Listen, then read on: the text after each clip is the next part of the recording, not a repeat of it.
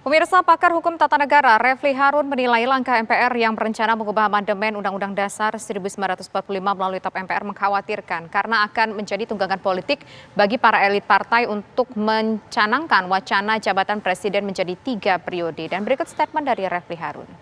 Kalau kita bicara tentang perubahan konstitusi ya, itu orang mengkhawatirkan ada kotak Pandora yang terbuka. Padahal di masyarakat sejauh ini ada 3 pandangan terhadap perubahan konstitusi sesungguhnya. Pertama adalah yang menginginkan bahwa konstitusi sekarang tetap tidak usah diubah dulu. Biasanya ini diwakili oleh pandangan mereka yang membentuk konstitusi awalnya yang tahun 1999 sampai 2002. Nah, pandangan yang kedua adalah pandangan yang mau kembali kepada Undang-Undang Dasar 1945 yang mereka sebut sebagai konstitusi yang asli, begitu ya. Nah, pandangan ketiga adalah pandangan yang menginginkan penyempurnaan. Nah, tapi penyempurnaan tersebut, penyempurnaan yang memang betul-betul melihat ini dari paradigma ketatanegaraan yang benar, dari sisi politik yang benar. Sementara yang disodorkan MPR itu adalah pandangan yang pragmatis, yaitu bagaimana memberikan fungsi kembali kepada MPR, yaitu menetapkan pokok-pokok haluan negara, misalnya begitu. Nah, kalau masuknya pragmatis seperti itu, maka dikhawatirkan ada boncengannya. Boncengannya misalnya memungkinkan pemilihan presiden untuk 3 periode atau lebih, atau tidak ada pembatasan masa jabatan. Apakah itu mungkin? Ya, itu soal kesepakatan politik saja. Dan pemirsa, statement dari Refli Harun tadi tersebut akan kita coba konfirmasi bersama dengan narasumber kami, tapi nanti usai kumandang azan maghrib untuk wilayah DKI Jakarta dan sekitarnya berikut ini. Selamat menjalankan ibadah salat maghrib bagi Anda yang berada di wilayah DKI Jakarta dan sekitarnya. Kita lanjutkan kembali perbincangan kita pemirsa. Saya ingin ke Bang Masinton Pasaribu dari PDIP. Bang Masinton. Ya, Mbak Tisa. Ya, Bang Masinton, dari PDIP sendiri bagaimana sikapnya menilai soal adanya wacana untuk amandemen UUD 1945? Ya, yang disampaikan oleh Ketua MPR beserta pimpinan MPR menurut saya ini ide yang genuine ya.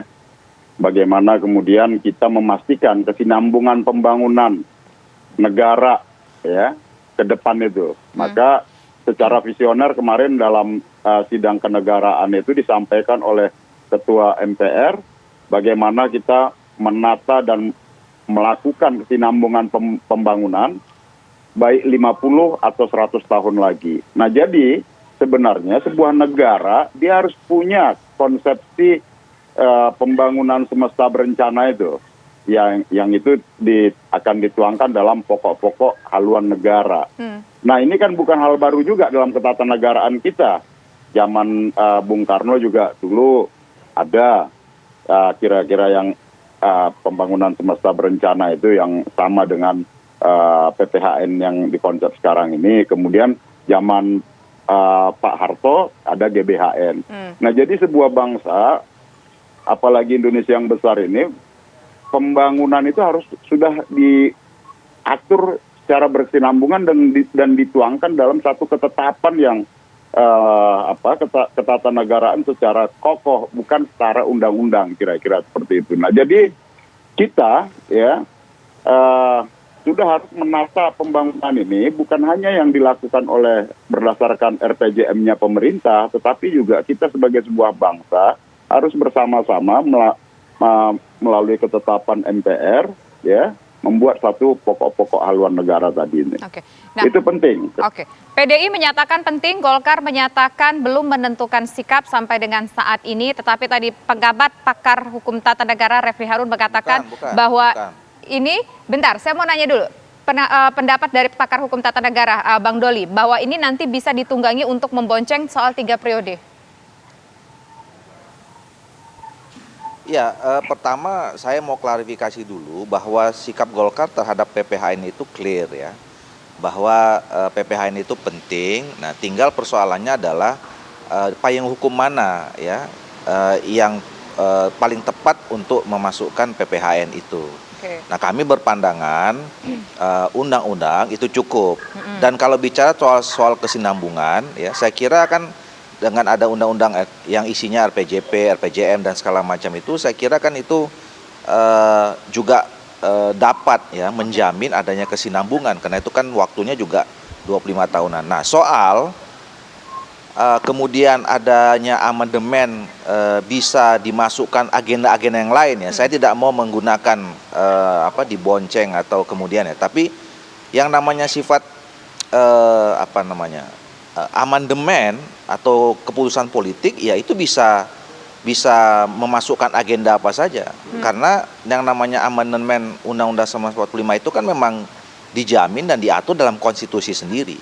Sesuatu hal yang mungkin bisa dilakukan gitu ya. Nah, kalau kemudian pintu amandemen itu dibuka, memang tidak ada jaminan bahwa kemudian hanya sekedar membahas soal menjadi payung hukum PPHN ya.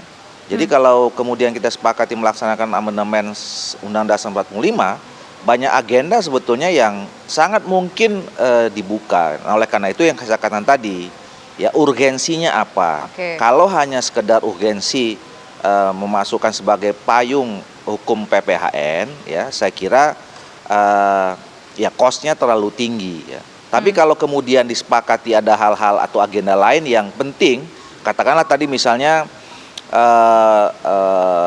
Prof. Refli Harun mengatakan kita mengikuti pandangan yang ketiga ya, bahwa kita memang masih punya keinginan untuk menyempurnakan sistem ketatanegaraan kita. Itu saya kira oke saja gitu. Nah, sejauh memang saya katakan sekali lagi, amandemen itu membutuhkan energi dan konsolidasi yang cukup besar.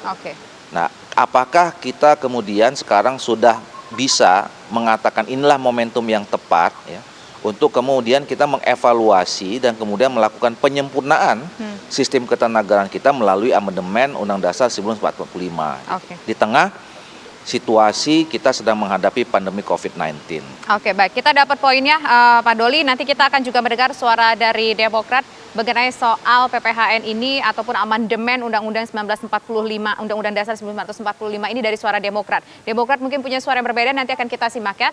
Usai jeda berikut pemirsa, kami kembali sesaat lagi.